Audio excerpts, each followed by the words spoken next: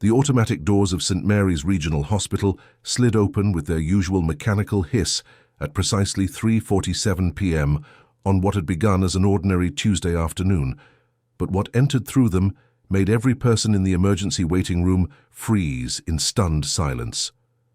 A massive German shepherd, his dark coat matted with dirt and streaked with what looked like blood, padded purposefully across the sterile linoleum floor with the measured gait of a creature on a mission far more important than any human present could possibly comprehend. His powerful shoulders rippled beneath his fur with each deliberate step, and his intelligent brown eyes held a focus so intense that several people instinctively moved aside without consciously understanding why. But it wasn't the dog's imposing presence that stopped conversations mid-sentence, froze coffee cups halfway to lips, and caused a young mother to unconsciously pull her toddler closer to her chest. It was what he carried with such extraordinary care across his broad, muscular back. Draped carefully across his frame was a small girl, no more than 8 years old, her blonde hair cascading down his side like spun gold, catching the harsh fluorescent lights of the emergency room. Her small body lay motionless, but secure, positioned with such precision that it was immediately clear this was no accident of circumstance, but rather the result of deliberate, careful planning. Her left leg was wrapped in what appeared to be torn strips of the dog's own tactical vest, the black material bound tightly around what was obviously a serious injury, while her right arm hung limp but protected by what looked like a makeshift sling fashioned from more of the same material. Her face was pale but peaceful, as if she were simply sleeping through the most natural thing in the world, completely trusting in the creature who had somehow become her savior, her protector, and her means of salvation, all rolled into one magnificent, determined package. "Dear God," whispered Nancy Rodriguez, the triage nurse, as she rushed from behind her station with the speed and efficiency that came from 23 years in emergency medicine, her comfortable shoes squeaking against the polished floor as she moved. 23 years had shown her car accident victims, overdoses, heart attacks, strokes, domestic violence cases, and every conceivable tragedy that could befall the human body and spirit, but never this, never anything that could have prepared her for the sight of a police K9 unit arriving at her emergency room as if he were an ambulance driver, carrying his precious cargo with the same professional competence she'd witnessed in countless paramedics and EMTs over the years. Her trained eyes immediately began assessing the situation, even as her heart raced with the unprecedented nature of what she was witnessing, noting the dog's obvious exhaustion, the careful way he moved to protect his burden, and the unmistakable intelligence in his eyes that spoke of training, discipline, and an unshakable sense of duty that transcended the normal boundaries between human and animal. The German shepherd, whose collar bore the name Rex, along with a worn police badge that caught the light as he moved, gently lowered himself to the ground with the same careful precision that a trained medic might use when transferring a patient from gurney to operating table, allowing the girl to slide safely onto the cool linoleum floor without so much as a bump or jarring motion that might aggravate her injuries.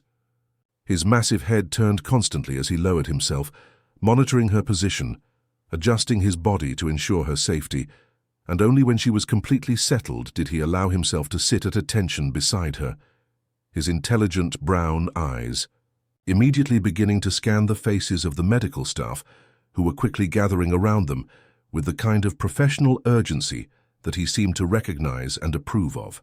There was something almost human in the way he assessed each person who approached, as if he were evaluating their competence, their intentions, their worthiness to touch the precious cargo he had carried so far and protected so well. Dr. Sarah Chen, the attending physician, dropped to her knees beside the unconscious girl without hesitation, her trained hands already beginning their practiced assessment of vital signs, while her mind raced through the protocols and procedures that would be necessary to properly treat whatever injuries lay hidden beneath the makeshift bandages. "She's got a compound fracture in her left tibia, possible concussion based on the way she's positioned, but her pulse is steady and strong," she called to her team, her voice carrying the authority and calm that came from years of emergency medicine, even as her mind reeled with questions about how this child had come to be in the care of a police dog and how they had traveled to reach the hospital. Get me a gurney now and call pediatrics. I want Dr. Williams down here immediately. Also, get me a full trauma kit and let's get some portable X-ray equipment ready to go. As the medical team worked with practiced efficiency, wheeling equipment into position and preparing for what was clearly going to be a complex case, Rex remained motionless, except for his watchful gaze, which followed every movement, every gesture, every person who came within 10 feet of the girl he had somehow taken responsibility for. He didn't growl when strangers touched his charge, didn't show any signs of the protective aggression that might be expected from a dog in such circumstances, didn't try to follow when they lifted her onto the stretcher with movements that were both gentle and professional. He simply watched, his duty clear in every line of his powerful frame, every twitch of his ears, every slight movement of his head, as he tracked the medical team's activities with the intensity of a creature whose entire world had narrowed to this single critical moment. "Where did they come from?" Dr. Chen asked Nancy as they rushed toward the trauma bay, the gurney wheels squeaking slightly as they navigated the corridor, their voices lowered to avoid disturbing the unconscious child who looked so small and fragile against the white hospital linens. "I mean, seriously, how does a dog just walk into an emergency room carrying an injured child? Has anyone called the police? Animal control. Do we have any idea who this child is or what happened to her?" "The dog just walked in through the front doors carrying her," Nancy replied, still shaking her head in disbelief as she helped guide the gurney around a corner, her voice carrying the kind of amazement that came from witnessing something that challenged everything she thought she knew about the world. "I was doing paperwork when I heard people gasping and looked up to see him walking across the lobby like he owned the place. I've never seen anything like it in all my years here. The way he moved, the way he carried her. It was like watching a trained professional, not an animal. He knew exactly what he was doing and exactly where he was going." Behind them, Rex finally moved, but instead of leaving the way he had come, instead of disappearing back into whatever circumstances had brought him here in the first place, he positioned himself directly outside the trauma bay doors, lying down with his massive head resting on his paws in a position that spoke of long-term commitment rather than temporary concern. His eyes remained fixed on the doors through which his charge had disappeared, and his entire body language conveyed a message that was unmistakable to anyone who bothered to look. He was not going anywhere until he knew she was safe, until he could be certain that the people who had taken over her care were worthy of the trust he was placing in them. Hospital security approached cautiously, their usual confidence somewhat shaken by the unprecedented nature of the situation and the obvious intelligence and training displayed by the animal who had somehow become their responsibility. Officer Martinez, the hospital's security chief, had seen his share of unusual situations in his 15 years on the job, but nothing quite like this. "Maybe we should call animal control," he suggested tentatively, though even as he spoke the words, he found himself studying the dog's posture, the professional quality of his equipment, the obvious care and intelligence that had gone into the rescue and transport of the injured child. "I mean, we can't just have a dog camping out in our emergency department, can we?" "Look at him," Nancy said softly, having returned from helping. "Settle the girl in trauma." Her voice filled with a kind of wonder that made Officer Martinez pause in his deliberations. He's not going anywhere until he knows she's okay. And honestly, after what he just did, after carrying that child God knows how far to get her the help she needs, I don't think we have the right to make him leave. I think we owe him at least that much. The chance to know that his mission was successful, that the child he risked everything to save is going to be all right. As the hours passed, word spread throughout the hospital about the mysterious K9 and his young charge, traveling through the complex network of communications that existed in any large institution where extraordinary events were rare enough to become the subject of intense speculation and discussion. Staff members from other departments found excuses to walk past the trauma bay, each wanting a glimpse of the dog who had done the impossible, who had somehow managed to provide emergency, medical care, transportation, and comfort to an injured child, in circumstances that remained completely mysterious to everyone involved. Rex acknowledged their presence with gentle eyes that seemed to hold depths of intelligence and understanding that made several nurses comment quietly among themselves about the remarkable nature of the creature who had become their unexpected guest.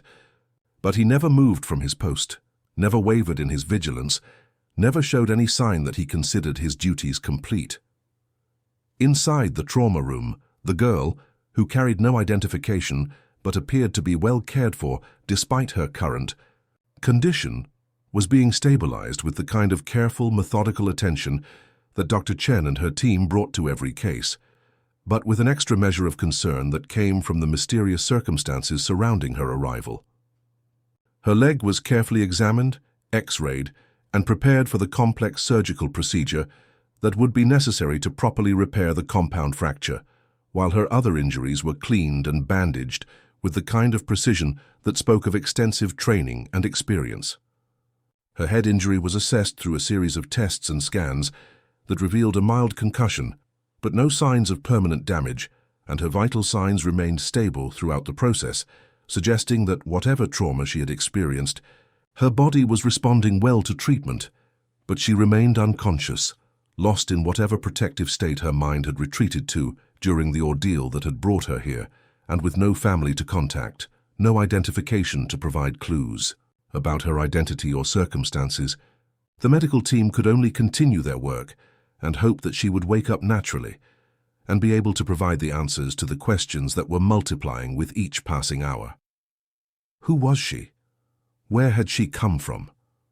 What had happened to her? How had she come to be in the care of a police K9? Where was her family? The questions hung in the air of the trauma room like a fog that wouldn't lift, adding an extra layer of concern to an already complex medical situation. It was nearly midnight when Dr. Chen finally emerged from the trauma bay, her scrubs wrinkled and stained from the long hours of work, her face showing the exhaustion that came from performing complex medical procedures under pressure, but also carrying the cautious optimism that suggested her patient was going to recover. She found Rex exactly where she'd left him, though someone had thoughtfully placed a bowl of water nearby, which remained untouched, a detail that spoke volumes about the dog's single-minded focus on his vigil and his unwillingness to be distracted by his own needs while his charge remained in danger. "She's going to be okay," Dr. Chen said quietly to the dog, feeling slightly foolish for talking to an animal, but somehow compelled to share the news with the creature who had made the child's recovery possible. "We've set her leg, treated her, done other injuries and done everything we can for the concussion. She's stable, she's comfortable, and now she just needs time to heal and wake up. You did good, Rex. You saved her life." Rex's tail moved once against the floor, barely a wag, but acknowledgement nonetheless, a sign that he understood the implications of what he was being told and that some small part of his tension was beginning to ease. Dr. Chen found herself studying the remarkable animal more closely, noting details that had been lost in the urgency of the initial emergency, but that now seemed critically important to understanding the full scope of what had happened. His coat, now that the dirt and debris had been brushed away by a kind nurse who had taken it upon herself to provide some basic care for the heroic dog, was pristine beneath the surface grime, well-groomed and healthy in a way that spoke of professional care and attention.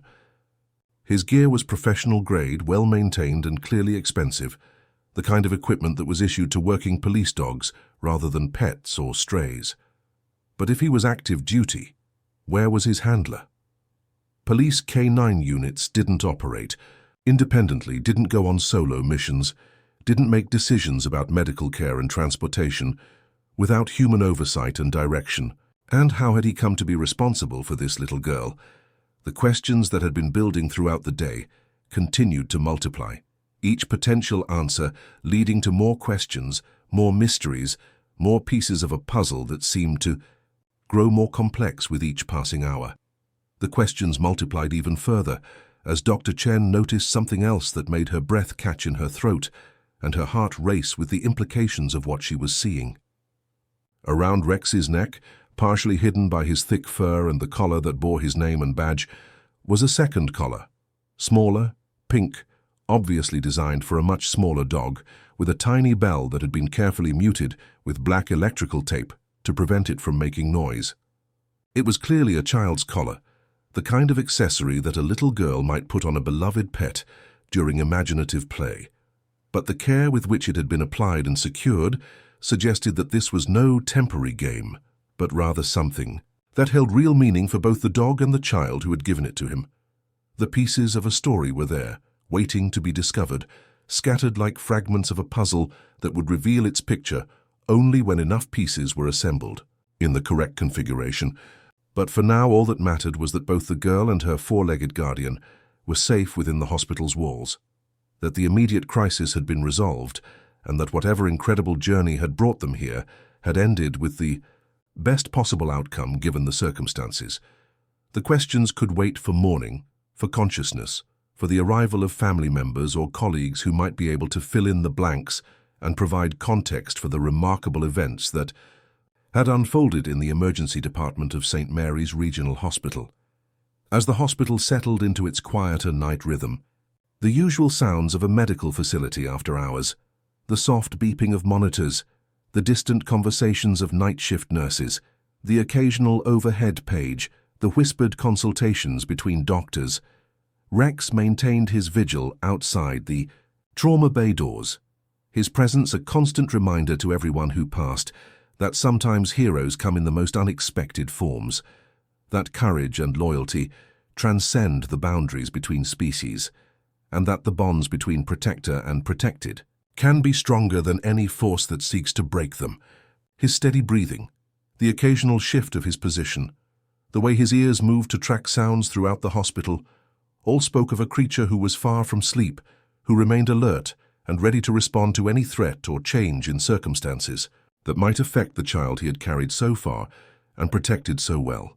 In the trauma room, connected to monitors that tracked every heartbeat, every breath, every sign of life and recovery, the little girl slept peacefully, her body beginning the long process of healing while her mind remained safely distant from the pain and confusion that might otherwise overwhelm her. Her blonde hair had been carefully arranged on the pillow, her injured leg elevated and supported, her other wounds cleaned and dressed with the kind of professional attention that would minimize scarring and promote optimal healing. The medical team had done everything possible to ensure her comfort and recovery, but they all knew that the real hero in this story was lying just outside the door, maintaining a vigil that spoke of devotion, duty, and love that transcended understanding. Dawn was breaking over the city in soft shades of gold and pink, painting the hospital windows with gentle light that seemed to promise hope after the long, dark night of uncertainty when 8-year-old Emma Martinez finally opened. Her eyes, for the first time since arriving at St. Mary's Regional Hospital nearly 18 hours earlier. The first thing she saw was not the sterile white ceiling of the hospital room that she might have expected, not the medical equipment that surrounded her bed, not even the concerned face of a doctor or nurse, but rather the gentle brown eyes of Rex peering at her through the glass door of her room, his massive face pressed close to the transparent barrier, as if he'd been willing her to wake up through sheer determination and the unbreakable bond that had formed between them during their harrowing journey together. His ears were perked forward in that alert position that spoke of intense concentration, and even through the glass, she could see the way his entire body seemed to vibrate with barely contained emotion as he recognized the moment he had been waiting for throughout his long vigil. "Rex," she whispered, her voice hoarse and scratchy from the breathing tube that had been removed only hours earlier, but filled with such pure joy and relief that it seemed to light up the entire room with its warmth. The big dog's tail began wagging, so hard that his entire body wiggled with the force of his excitement, and a soft whine of relief escaped his throat, a sound that was part celebration, part gratitude, and entirely devoted to the little girl who had become the center of his universe. His front paws came up against the glass as he tried to get closer to her, and for a moment, the professional composure that had marked his behavior throughout the night gave way to the simple, overwhelming emotion of a creature who had feared. He might never see those bright blue eyes open again. Dr. Chen, who had been dozing fitfully in the uncomfortable chair beside Emma's bed, a position she had maintained despite the protests of the night nursing staff who had repeatedly offered to take over the watch, startled awake at the sound of Emma's voice, her medical training immediately kicking in as she assessed her young patient's condition with eyes that were tired but alert. "Emma, you're awake." "Oh, sweetheart, how do you feel?" she asked, her voice carrying all the professional concern of a physician, combined with the genuine warmth of someone who had become personally invested in this remarkable case over the course of the long night. She reached for Emma's wrist to check her pulse while simultaneously noting the clarity in the child's eyes, the natural color returning to her cheeks, and the way she seemed to be tracking movement and responding appropriately to stimuli. "My leg hurts," Emma said honestly, trying to sit up despite the obvious discomfort the movement caused her, her small face scrunching up with the effort and the pain that shot through her body as the medication began to wear off. "But Rex? Is Rex okay? He saved me, Dr. Chen, he really saved me. He carried me so far and I was so scared, but he never let anything bad happen to me." Tears began streaming down her small face as the memories of the previous day came flooding back with startling clarity, and her voice broke with emotion as she continued. "My daddy. There was an earthquake and the building fell down and Daddy was still inside helping people, and Rex found me under all the broken stuff. But we couldn't get back to Daddy because there was too much concrete and metal and everything was broken." The pieces of the puzzle that had been haunting Dr. Chen throughout the night suddenly clicked into place with an almost audible snap of recognition, and she felt her heart race as she realized the full scope of what had happened, the incredible journey that had brought this child and her four-legged protector to their hospital. She gently took Emma's small hand in hers, noting the scrapes and bruises that covered the child's arms, and the way her fingers trembled slightly with exhaustion and remembered fear. "Honey, what's your daddy's name? And where exactly did this happen? I need to know so we can help you and make sure your family knows you're safe." "Detective Miguel Martinez," Emma said, her voice growing stronger as she spoke her father's name, pride evident even through her tears and exhaustion. "We were visiting the old police station downtown because they were having some kind of open house thing, and Daddy wanted to show me where he used to work before he got transferred. Everything was fine, and then everything started shaking, really. Dad and Daddy pushed me outside, but then the roof came down, and there was so much noise and dust, and Rex came running from somewhere, and..." Emma's voice broke into sobs as the full weight of the traumatic experience hit her again, her small body shaking with the force of her emotional release. Dr. Chen's heart raced as the final pieces of the mystery fell into place with devastating clarity. The downtown precinct collapse had been all over the news 2 days ago. A 6.2 magnitude earthquake had struck without warning, causing the aging building that housed the old downtown police station to partially cave in during what should have been a routine community open house event. Several officers and civilians had been trapped in the rubble, and rescue operations had been ongoing around the clock since the disaster struck. The story had dominated local news coverage, with reporters providing constant updates on the rescue efforts, the number of people still missing, and the heroic efforts of first responders who risked their lives to save others. But somehow, in all the chaos and media coverage, in all the official reports and press conferences, no one had reported a missing child. No one had mentioned that Detective Martinez's daughter was unaccounted for. "Emma, I need to make some phone calls right away, okay? Rex isn't going anywhere, I promise you that. He's been right outside your door all night long, waiting for you to wake up, and he's not leaving until he's absolutely sure you're safe and sound," Dr. Chen said, her voice gentle but urgent as she reached for the phone beside Emma's bed. "I'm going to call some people who can help us find your daddy and let him know that you're okay. You've been very brave, sweetheart, and Rex has taken such good care of you. Everything is going to be all right now." Within an hour of Dr. Chen's phone calls, the hospital was buzzing with a different kind of activity than the usual medical emergencies and routine procedures that filled its corridors. Police cars began arriving in the parking lot, their red and blue lights flashing but without sirens, creating an atmosphere of urgent but controlled response that spoke of a law enforcement community mobilizing to help one of their own. Captain Rodriguez from the downtown precinct arrived first, his uniform still dusty from the ongoing rescue operations, his face showing the strain of 2 days spent coordinating rescue efforts while secretly fearing the worst about one of his officers, and the man's young daughter.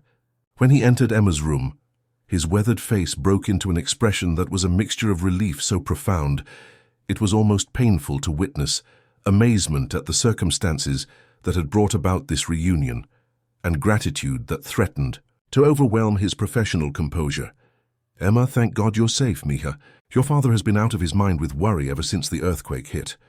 When the building collapsed, you two got separated in all the chaos and confusion, and Rex—" He paused to look toward the K9, who was still stationed outside the door, his professional assessment, taking in the dog's alert posture, his obvious exhaustion, and the way his attention remained focused on the child he had protected. Rex was supposed to be helping with search and rescue operations at the collapse site, but he disappeared right after the earthquake. We thought he was trapped in the rubble too, or maybe injured somewhere we couldn't find him. We had search teams looking for both of you." The captain's voice grew thick with emotion as he continued, his years of law enforcement experience unable to fully prepare him for the overwhelming relief of finding a missing child safe and the incredible story of how she had been saved. "Your father is still at the collapse site right now, refusing to leave his post until every single person is accounted for and brought to safety. He doesn't know we found you yet. We wanted to make sure you were really okay first, that your injuries weren't more serious than they appeared. He's been working non-stop since the earthquake, helping coordinate rescue efforts while secretly terrified that he'd lost the most important thing in his world." Dr. Chen had been watching Rex throughout the captain's explanation, and she noticed something remarkable in the dog's behavior that spoke to his professional training and the complex nature of his loyalty and duty. The dog's posture had changed subtly when Captain Rodriguez arrived, shifting from the role of protective guardian that he had maintained throughout the night to that of a professional working dog, alert and ready for orders, but still clearly devoted to Emma above all other considerations. His ears remained pricked forward, his eyes tracked every movement in the room, and his body language suggested that while he recognized the authority figure and was prepared to respond to commands, his primary allegiance remained with the child. "Who had become his charge? How did Rex know to bring her here?" Dr. Chen asked, her medical mind still trying to understand the logistics of what had happened, the decision-making process that had led to Emma's arrival at their specific hospital. "The downtown precinct is nearly 4 miles away from here, and this hospital isn't the closest medical facility to that location. There are at least 2 other hospitals that would have been more direct routes from the collapse site. How did he know to come here specifically?" Captain Rodriguez smiled through his exhaustion and emotion, though his eyes were wet with unshed tears as he looked between Emma and the remarkable dog who had saved her. "Detective Martinez has been working with Rex as his K9 partner for 3 years now. They're one of our best teams, completely in sync, totally devoted to each other and to the job. Every time Emma visited the station, which was pretty regularly because Miguel is a single father and sometimes had to bring her to work, Rex would go with them on their father-daughter lunch dates. They had a routine, a special tradition. Their favorite spot was Maria's Cafe right across the street from this hospital. They went there at least once a week, sometimes more. Rex has made that walk dozens and dozens of times over the years. He knew exactly where to bring her for help because it was a place associated with safety, with family time, with taking care of Emma." Emma had been listening quietly to the conversation, her young mind processing the adult discussion while her eyes remained fixed on Rex through the glass door. But now she spoke up with the clarity and honesty that only children possess. "Rex stayed with me when all the shaking stopped and everything got quiet. I was so scared because I couldn't see Daddy anywhere, and my leg hurt so bad I couldn't walk. And there was blood, and I thought I was going to die. But Rex found me under a big piece of concrete, and he licked my face to let me know I wasn't alone. And then he did something amazing." Her voice grew stronger as she continued, animated by the memory of Rex's heroic actions. "He tore his vest. He used his teeth to tear strips off his own vest, and he wrapped up my leg really carefully, like he knew exactly what he was doing. And then he picked me up so gently and put me on his back, and we started walking. It took us so long to get here, and I could tell Rex was limping too. I think he got hurt in the earthquake, just like me. But he never put me down, not even once, not even when I could tell he was tired and hurting." Dr. Chen felt tears prick her own eyes as she looked at Rex with new understanding and a profound sense of respect for what he had accomplished.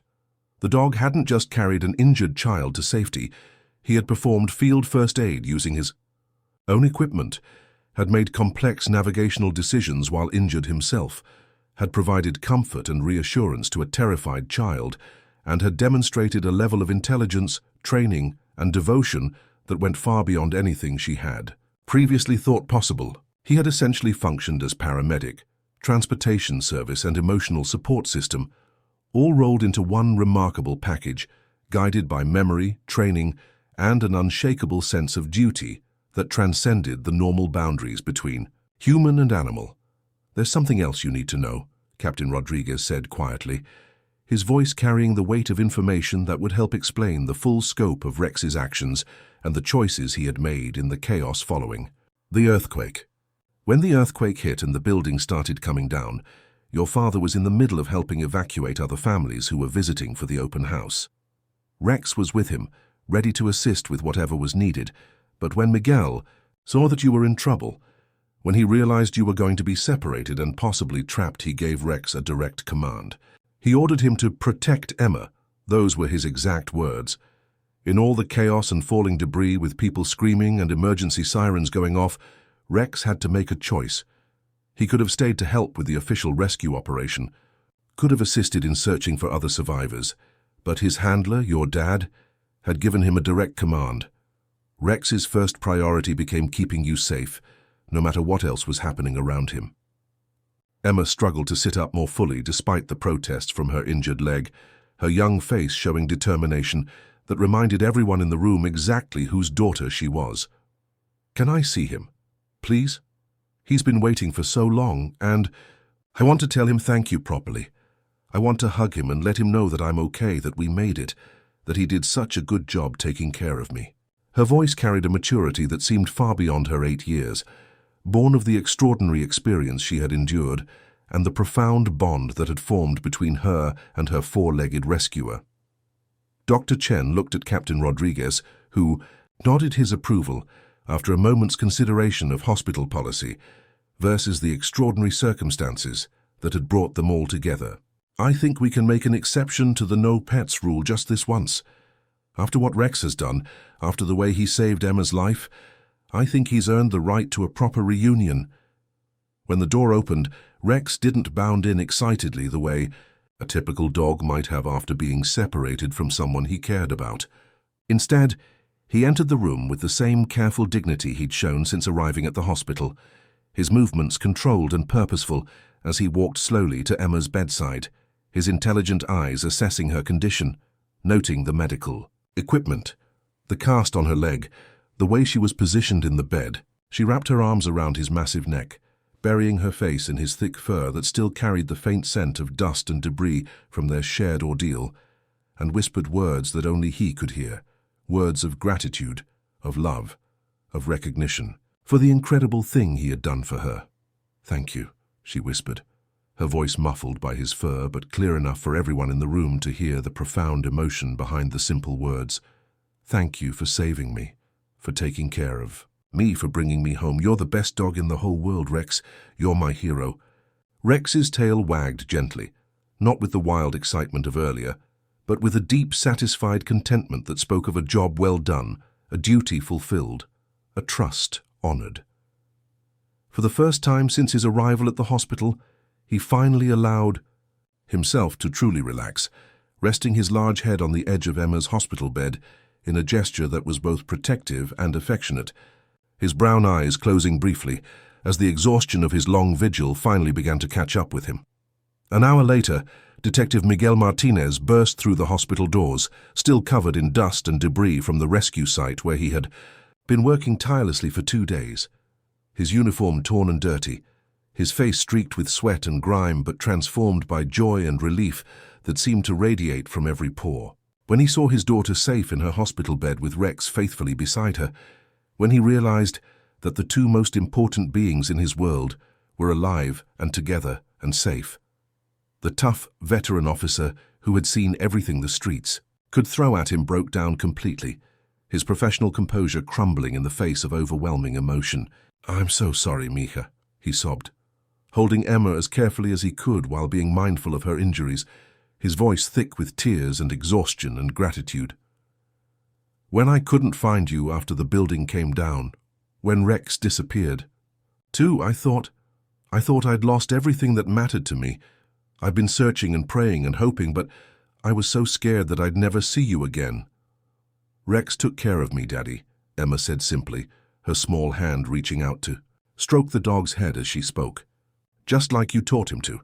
He was so brave and so smart, and he never left me alone, not even for a minute. He saved my life, Daddy. He really did. Miguel looked at his canine partner through tears of gratitude that seemed to blur his vision, his voice thick with emotion, as he spoke the words that carried the weight of a debt that could never be fully repaid. Good boy, Rex. Good boy. You brought my little girl home to me. You did exactly what I asked you to do, and you did it better than I ever could have imagined possible.